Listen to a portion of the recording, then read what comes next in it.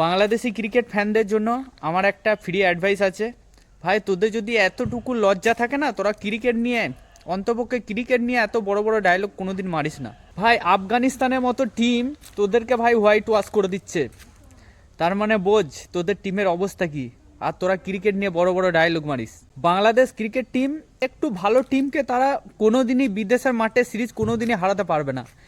একমাত্র ওরা যখন কোনো টিমকে নিজের দেশে নিয়ে আসবে, দিয়ে ওই ধান ক্ষেত মিরপুরের মাঠে যখন খেলাবে, তখনই একমাত্র ওদের ওই একটাই ভরসা, ওদের মানে ওই মাঠটাই ভরসা, মানে ওরা কোনো টিমকে হারিয়ে সিরিজ জিততে পারবে। তোদের টিম 293 জবাবে শুধু 93 করে, 100 রানও করতে পারে না। 27 ওভার 1 বলে সব অল উইকেট হয়ে যায়।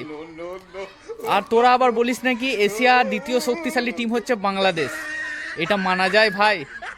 দেখ, ক্রিকেট খেলায় হার জিত আছে, সেটা আমরাও জানি, কিন্তু মানে বাংলাদেশের ক্রিকেট ফ্যানরা মানে একটা ম্যাচ যদি হারিয়ে দেয় কোনো টিমকে, তারপরে যে লাপালাপিটা করে না ভাই, সেইটা একদম সহ্য হয় না।